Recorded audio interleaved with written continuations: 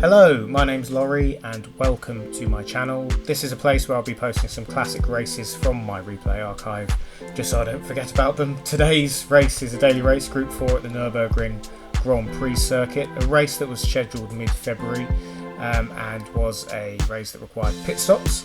We're going to be using the Renault Megane Cup car with throwback 1998 BTCC Renault Laguna Allen menu livery.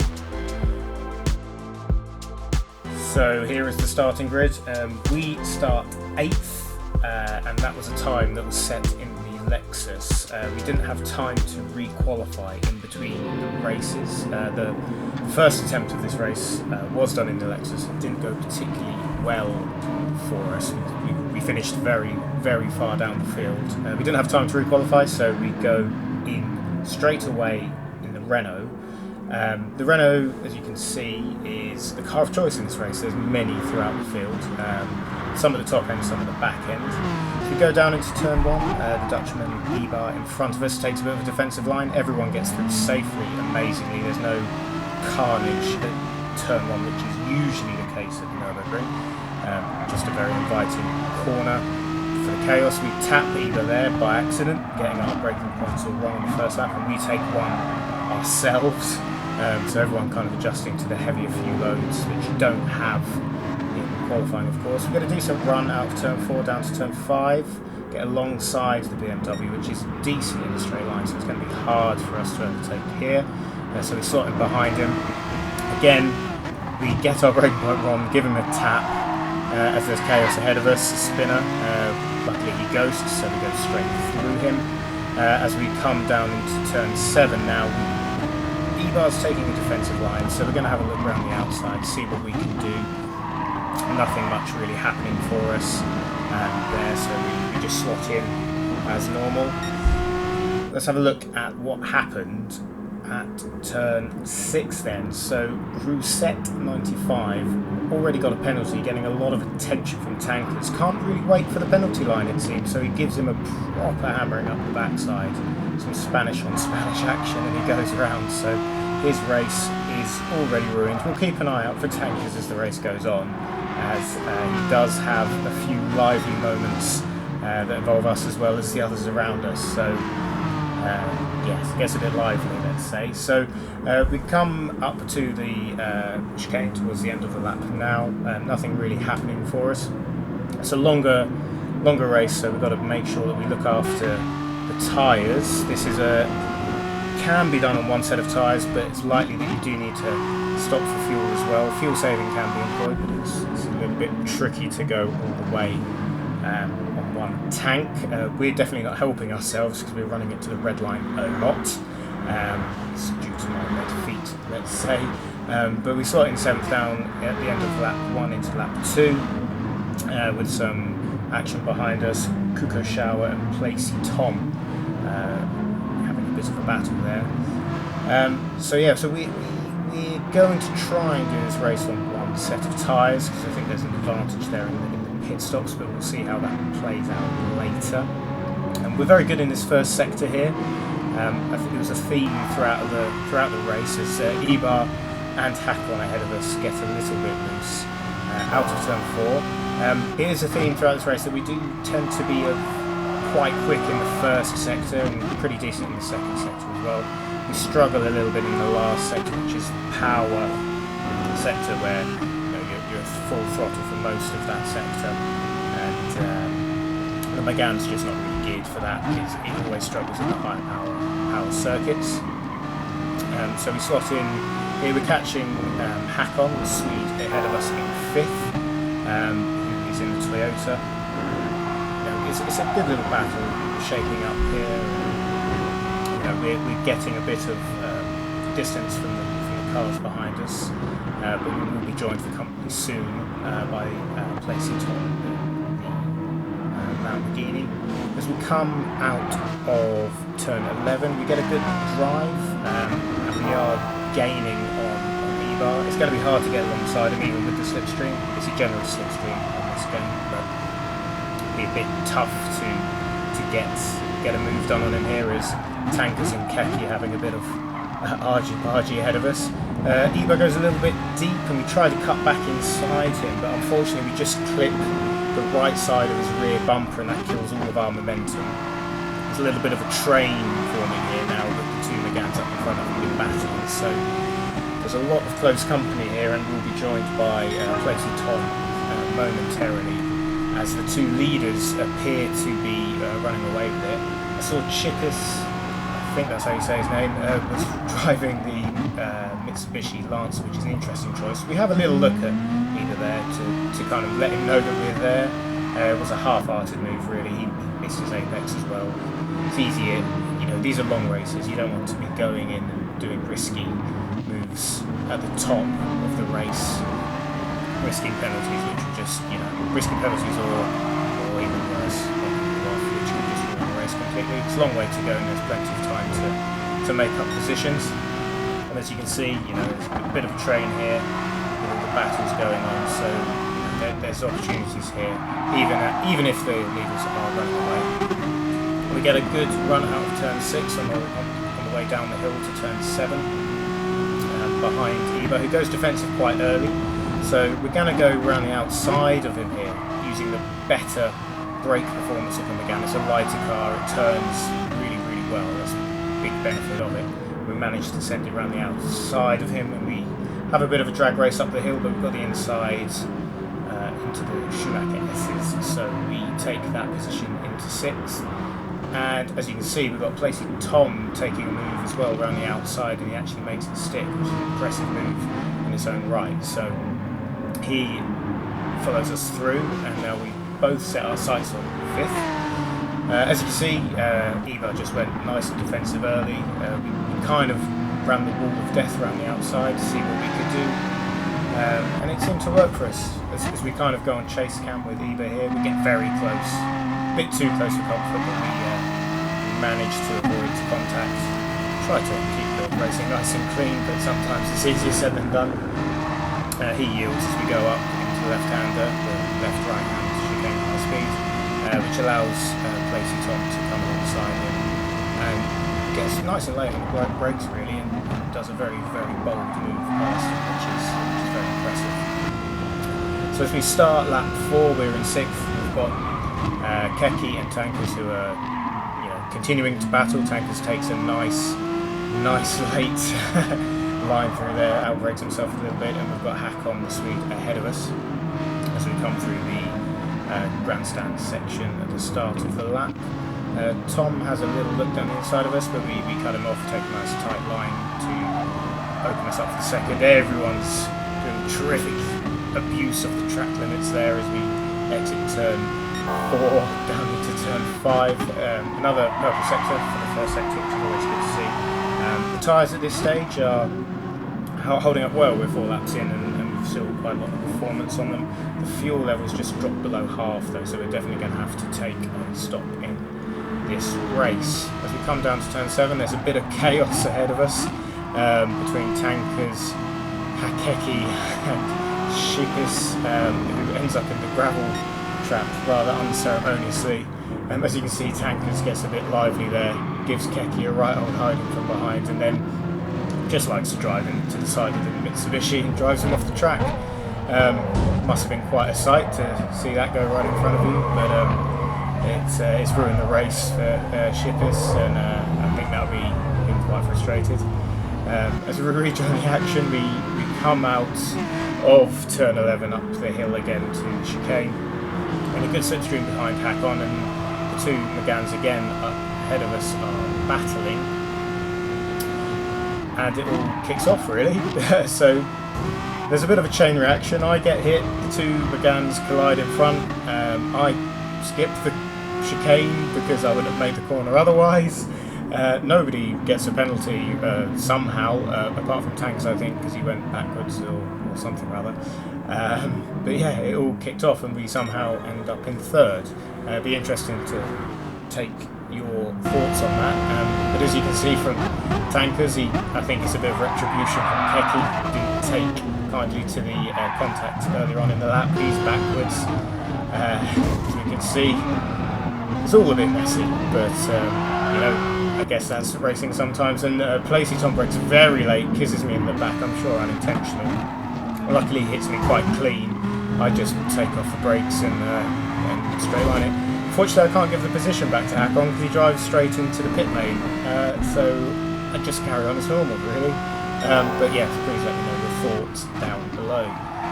So we're joining on lap 5 now. We're behind Keki, who's had quite a robust battle with our friend's tankers so far. So he must be a little bit battle worn. I imagine his tyres are in a little bit worse for wear state. Looking at that replay, and I'm scrubbing his in the with the cornering. But we follow him now. Another purple sector for ourselves, which is nice. As we go through the Schumacher S, the high speed chicane, up to turn 10. Gain a little bit on him. When you're in one make of cars battling, it's a bit nicer because obviously you can feel that you're on par with them on the straights, not being hurt by a missile that's behind you or in front of you, and you just feel beaten. So as we come out of turn 11, we actually have a good run on him up the hill. We take to the inside and we manage to get ahead of him, ahead of the chicane. We don't necessarily go defensive here because we're quite confident on the brakes. We manage to stop in time. As we get to the end of lap 5, we can now see the leader ahead of us, who we've all been catching as a group over the last few laps. He seems to be struggling on his tyres a little bit. You do want to get over half distance, otherwise you'll be more than likely stopping more than once. Obviously with fuel loads going down, it is easier on the tyres, so you may be able to do the distance. Keki does a very, very brave move down the inside of us into turn 1, and he makes it stick. It's a terrific move. He goes full send on that and puts us back into 3rd. So he's still got the performance on those tyres, and stops tremendously well. Goes very defensive and kind of outbrakes himself quite early on. So we have a sniff around the outside. We're not going to be able to do it. So we slot in behind. Looking back at that move, he goes very, very late on the brakes and takes a very good line around the first corner. Manages to take all the curb, all very legally of course, and then gets it turned in time. As we exit turn 5, we go down the hill, turn 6, we go down the hill into turn 7. We get a bit of a run on him, so we're going to go back down the inside.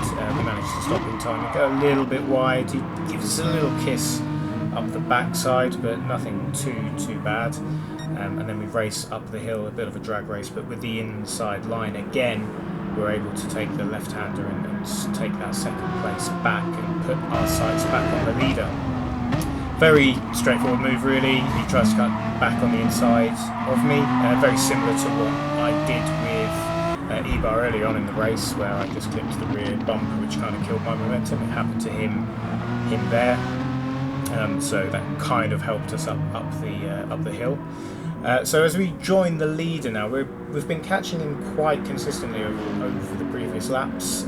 So it suggests that his tyres are a bit worse for wear. So at the end of this lap, he will pit, and we will follow him. So as you can see, he's kind of giving it all as he comes in. Gets he gets the tail out as he comes in.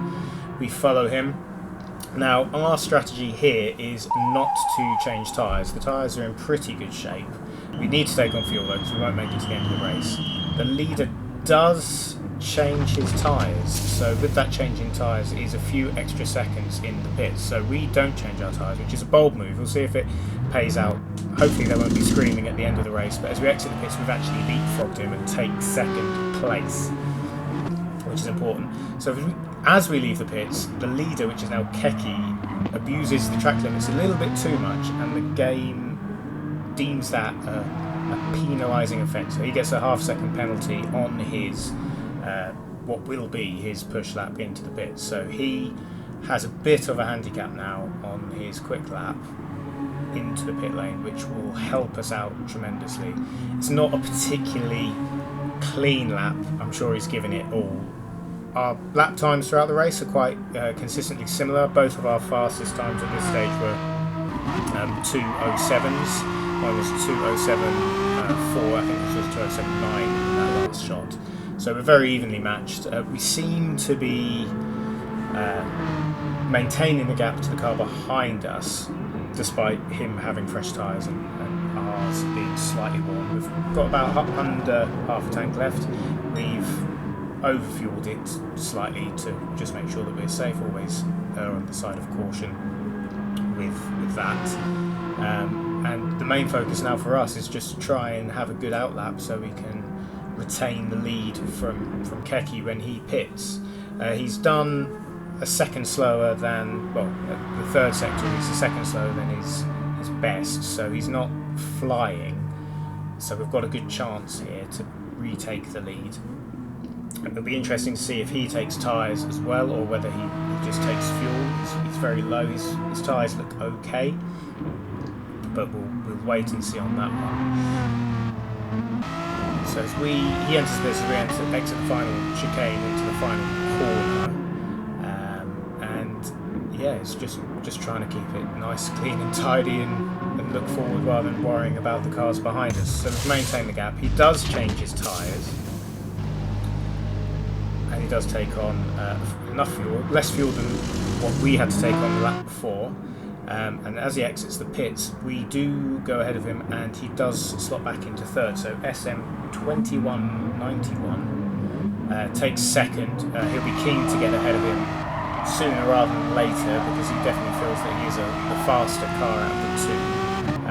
And he's, as you can see, does a very aggressive move, gets his elbows out in the staging section to retake second spot very early on out of the pit lane, and allows him to get on with it. So we've got, well, behind us we've got the same car with less fuel than us, with newer tyres, 8 laps newer, or 7 laps newer. We're on our 8th lap now. So the challenge here is to keep him behind us. I would say at this point he's about 2 seconds behind, so we need to just keep it nice and tidy. He is going to be quicker than us, but it's all about minimising that time loss. We're already almost 7 tenths down on our best at the end of the second sector, so it's going to be hard for us to keep ahead. But we do have to try our best to do that, and we will as we come towards the uphill section to the final chicane. And we maintain a gap on that last sector, so we haven't lost too much time in that previous sector. So maybe it was a few errors at the start of the lap that caused us to drop a bit of time, but we're still braking with confidence into the last chicane under the 100 metre board, which is a terrific asset of this car. You can brake so late with it, with the uphill section into that final chicane. You can really brake late. So as we exit the final corner now, Keki has us in his sights, and we enter the final lap, and it's going to come down to this really. So key is all to keep it together. We've got enough fuel, our tyres are okay, struggling a bit into turn 1 on the right front, but he's absolutely nailed that, so he's going to be right under our collar before long as we go through the very technical stadium section where his new tyres will be much kinder to him than our old used ones. So as he comes out of turn 4 down to turn 5, the gap is definitely shortened, and as you can see he puts in a purple sector, quarter of a second faster than the current best time, so he's definitely on it. Misses the apex a little bit there, which helps us out a little bit as we head down to turn 7 down the hill. Gets a little bit harder to stop with the worn tyres down here, so he manages to kind of hit the apex quite cleanly, and as you can see we probably haven't. He's now half a second faster than the best and very much on our tail, definitely within slipstream range. Just allows him to take his newer tyres allows him to take the faster corners even faster and brake later for the slower ones. So it's gaining on us every corner. As you can see, we missed the apex there, and we go very wide here where he's glued to the inside, and he's well within our slipstream, coming up for the final time into the final chicane. We go to the left hand side, but we don't really go defensive here, and he will send it up the inside, but he just outbrakes himself, goes across the rumble strips, and we're able to kind of sneak back around the outside, and miraculously there's no contact there. And thankfully that allows us to take the final corner and exit with a decent enough gap where we're not going to be challenged across the line. So from 8th to 1st we managed to take the win, which was very, very satisfying. Placey Tom ends up in 3rd. The leader for a long time in the race ends up 4th. But as you can see, we brake quite late. He brakes even later. He almost gets it stopped, just bounces across the curb there, and we managed to go around the outside of him. So it was quite a shock seeing him flash ahead of us like so, but we all managed to avoid each other, which was great. So we took the win. Very satisfying race that. Thank you ever so much for watching today's video. If you liked what you saw, please feel free to subscribe and like, and we'll see you again very soon for another video.